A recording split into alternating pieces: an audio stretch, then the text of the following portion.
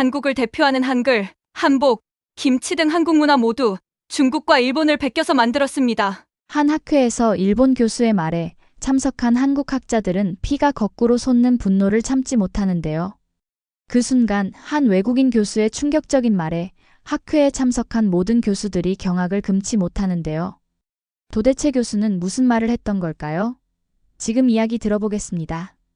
안녕하세요. 저는 스톤브리지 대학에서 동아시아 문화 연구를 전공하고 있는 에단 리 교수입니다. 처음 한국에 대한 관심을 갖게 된 건 대학원 시절 우연히 접한 한 역사서를 통해서였는데, 그 책은 외세의 침략과 굴곡진 역경 속에서도 결코 굽히지 않고 자신들의 문화와 정신을 지켜낸 한국인들의 불굴의 의지를 생생히 그려내고 있었습니다. 대학 시절부터 저는 한국만이 간직한 독특한 문화와 역사적 역설에 매료되었고, 특히 지리적 한계를 극복하고 세계적 성취를 이룬 한국의 이야기는 제 학문적 열정을 불태웠습니다. 중국과 일본이라는 거대 국가들에 둘러싸인 작은 한반도가 어떻게 그렇게도 강한 정체성과 독창적인 예술, 기술, 그리고 정신력을 갖게 되었는지 그 비밀을 밝히고자 저는 1년간의 연구를 감행하며 한국 땅으로 향했습니다. 서울에 도착한 첫날, 인천국제공항에서 느낀 그 생동감은 마치 도시 전체가 하나의 살아있는 유기체처럼 숨쉬는 듯한 인상을 주었습니다. 영국의 전통적인 대학가와는 완전히 다른 현대적 마천루와 역사의 무게가 공존하는 도시 풍경은 한국의 역동적 에너지를 단적으로 보여주었습니다. 그 순간 저는 이곳에서 반드시 특별한 무언가를 발견하게 될 것이라는 확신을 품었습니다. 한국에 도착한 지 한 달 후 서울대학교에서 열리는 동아시아 문화비교 학술 대회의 발표자로 초청받았습니다. 그 자리에서 저는 도쿄국제대학의 니시하라 신지 교수와 처음 마주쳤는데 그의 발표는 듣는 이들로 하여금 충격과 분노를 금치 못하게 만들었습니다.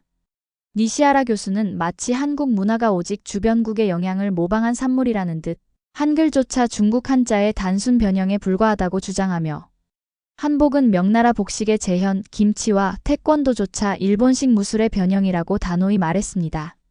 그의 발언이 이어질수록 학회장은 얼어붙은 정적에 휩싸였고 한국 학자들은 내심 분노를 감추려 애쓰는 듯 했지만 아무도 그에 맞서지 못했습니다.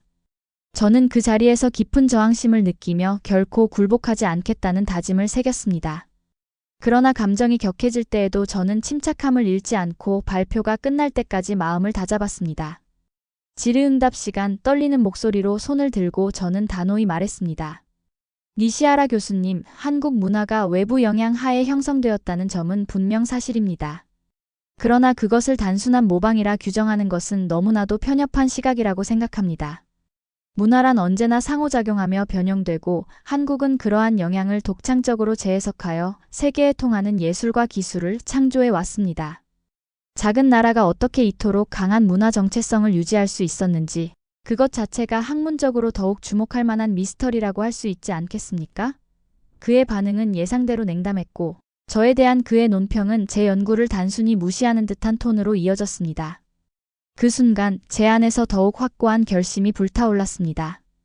저는 반드시 니시하라 교수의 왜곡된 시각을 역사적 증거와 문화적 진실로 바로잡아 보이리라는 결심을 하게 된 것입니다. 그날 이후 한국에서의 본격적인 문화 탐구가 시작되었습니다. 저는 한국의 금속활자 기술, 즉 직지심체요절 인쇄술에 깊은 주목을 기울였습니다. 1377년에 구텐베르크의 성경보다 78년이나 앞서 인쇄된 이 기록은 고려시대에 한국이 이미 세계를 놀라게 할 혁신적 기술을 보유하고 있었음을 여실히 증명해 주었습니다. 이 기술이 단순한 우연의 발명이 아니라 한국인들의 정교한 금속 가공 기술과 창의적 사고의 산물임을 알게 된 순간 저는 다시 한번 한국 문화의 놀라운 면모에 경탄을 금치 못했습니다. 그리고 이 전통적 기술이 현대 한국의 반도체, 배터리, 디스플레이 분야의 세계적 선도 기술로 이어졌다는 사실은 작은 땅의 한계가 결코 기술 혁신의 장애물이 되지 않았음을 보여주었습니다. 금속활자 연구에 이어 저는 한국 불교 미술과 관련된 연구에도 몰두했습니다. 특히 신라시대의 반가사유상은 그 예술적 완성도와 정교한 미학으로 전 세계 학자들의 찬사를 받아왔습니다. 국립중앙박물관을 수차례 방문하며 입장료가 무료인 이곳에서 한국의 문화적 개방성과 국민의 자부심을 직접 체험할 수 있었습니다. 박물관 내부는 명품 호텔이나 리조트를 연상시키는 고급스러운 분위기와 현대적 미디어 아트가 어우러진 전시 공간으로 꾸며져 있었고, 그곳에서 반가사 유상을 마주한 순간은 그야말로 감동의 극치를 이루었습니다. 360도 전시 공간에서 반가사 유상의 세밀한 디테일과 질감은 눈으로만 보는 것을 넘어 모든 감동으로 다가왔으며, 그 예술적 깊이는 독일 철학자 칼 야스퍼스조차 옛 로마의 작품과 비교하며 극찬했던 바 있었습니다. 또한 백제금동 대학로와 같은 유물들을 통해 백제인들이 펼친 섬세한 예술성과 세계관 역시 감탄을 자아냈습니다. 청자와 백자, 조선시대의 불교 테마 그림, 그리고 실물 크기의 대동여지도와 목판 인진회, 한국식 수류탄 비격진 천천 등은 모두 한국 문화의 독자성과 예술적 가치를 입증하는 결정적인 증거였습니다. 중국의 문화대혁명 기간 수많은 문화재가 파괴된 것과는 대조적으로 한국은 수많은 외침과 고난 속에서도 자신들의 소중한 문화유산을 끝까지 지켜내 왔다는 점이 그야말로 경이로웠습니다. 그리고 한글에 관한 연구로 시선이 옮겨졌습니다. 한글은 한국 문화의 독창성을 가장 선명하게 증명하는 상징적인 유산으로 니시하라 교수의 중국 한자의 모방이라는 편협한 주장에 강력한 반박 자료로 다가왔습니다. 저는 서울에 위치한 국립한글박물관을 직접 찾아 큐레이터의 상세한 설명을 들으며 한글의 과학적 원리와 디지털 시대 적합성을 체감했습니다. 인공지능과 AI어 처리 기술이 발전하는 현대에 한글의 규칙적이고 체계적인 구조가 얼마나 큰 강점이 되는지를 알게 된 순간 500년 전에 창제된 이 문자가 21세기의 첨단 기술과 만나 새로운 가치를 창출하고 있다는 사실에 깊은 감동을 받았습니다. 더불어 세계적인 권위를 자랑하는 옥스퍼드 영어사전에 달고나 형제자매 등 수많은 한글 단어가 새롭게 등재된 사실은 한글과 한국 문화의 세계적 영향력을 여실히 입증하는 증거였습니다. 한글에 대한 연구를 진행하면서 저는 한국의 다양한 방언과 그 속에 담긴 지역별, 역사, 문화적 특성에도 매료되었습니다. 서울대학교에서 만난 경상도 출신 교수님의 특유의 억양과 리드미컬한 발화는 마치 한 편의 서정시를 듣는 듯한 느낌을 주었고, 그 방언들 속에 숨은 인간적 온기와 공동체 의식을 몸소 느낄 수 있었습니다. 이어 세종대왕 기념관을 방문하여 훈민정음 해례본을 직접 마주한 순간 백성들을 위한 세종대왕의 깊은 애정과 진보적 사상이 지금까지 한국인의 정신에 깊이 새겨져 있다는 사실에 다시 한번 감동했습니다. 일제강점기 동안 한글 사용이 금지되었음에도 불구하고 비밀리에 한글 사전을 편찬하며 문자와 문화의 자존심을 지켜낸 선조들의 희생과 열정은 오늘날 한국인의 자부심과 끈질긴 생명력의 근간이 되었습니다. 이처럼 한글은 단순한 의사소통의 도구를 넘어 한국인의 교육열과 높은 문해율, 그리고 현대 경제와 기술 발전에 결정적인 역할을 한 문화적 보물임을 확인할 수 있었습니다. 한편 한국인들이 겪어온 역사적 시련 속에서 피어난 한과 정이라는 복합적인 감정은 단순한 슬픔이나 분노를 넘어 예술적 에너지로 승화되었습니다. 한 친구가 한국의 정서를 설명하며 억압과 고통 속에서 피어난 그 깊은 감정이야말로 우리를 움직이는 진정한 원동력이라고 말했던 순간 제 머릿속에는 퍼즐 조각들이 하나하나 맞춰지며 이 나라가 겪은 수많은 외침과 시련이 오늘날의 창조적 혁신과 문화적 위대함의 근원임을 깨달았습니다. 서울의 작은 동네 시장에서 만난 상인들이 정겨운 미소로 음식을 권해주고 길을 잃었을 때 한낱 지나가는 행인이 길동무가 되어준 경험들은 한국인들이 지닌 따뜻한 인간애와 공동체 의식을 생생히 느끼게 해주었습니다.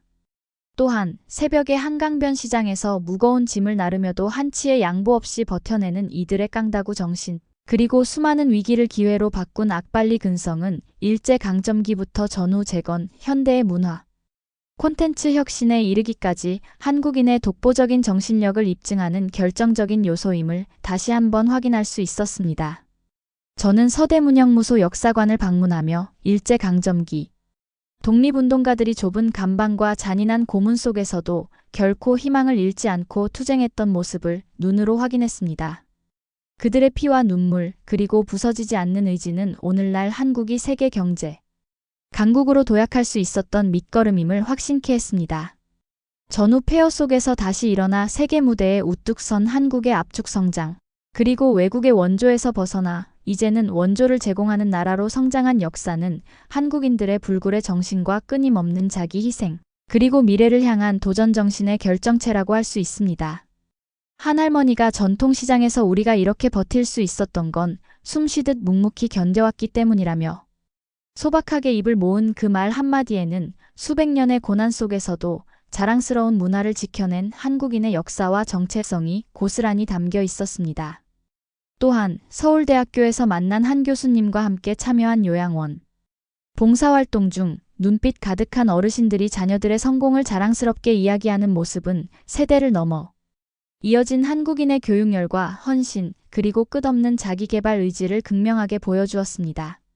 이 모든 역사적 문화적 증거들을 토대로 저는 한국이 금속활자 기술, 한글의 과학적 혁신, 그리고 교육과 도전 정신이라는 세 가지 핵심 요소를 바탕으로 세계를 선도할 수밖에 없다는 결론에 도달했습니다.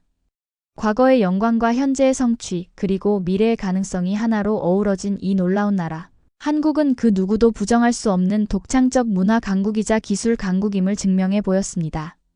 저는 스톤브리지 대학으로 돌아온 후 이번 연구 결과를 담아 악바리 근성에서 세계적 혁신으로 한국 문화의 비밀과 미래라는 제목의 책을 출판할 예정입니다. 이 책은 한국 문화의 독창성과 우수성을 객관적 역사적 문화적 증거를 통해 논증하며 편협한 시각으로 한국을 단순 모방국으로 치부하려 한 니시하라 교수와 같은 주장에 정면으로 반박하는 내용을 담고 있습니다. 나아가 동아시아 문화의 균형 잡힌 이해와 함께 한국만의 독특한 가치와 기여를 재조명하는 계기가 될 것입니다. 한국에서의 1년간의 연구는 단순한 학문적 경험을 넘어 한 나라가 겪은 극한의 시련과 그 속에서 꽃핀 인간의 예술적 창조력, 그리고 미래로 향하는 불굴의 도전 정신을 온몸으로 느낄 수 있는 값진 시간이었습니다. 앞으로도 저는 한국이 세계 무대에서 빛나는 모습을 지속적으로 연구하며 그 잠재력과 가능성을 심도 있게 탐구할 것입니다. 오늘 사연은 여기까지입니다.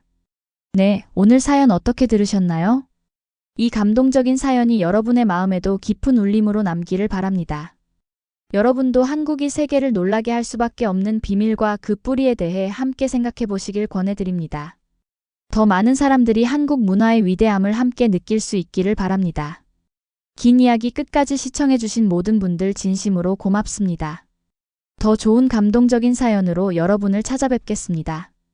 구독과 좋아요, 알림 설정은 영상 제작에 큰 도움이 됩니다.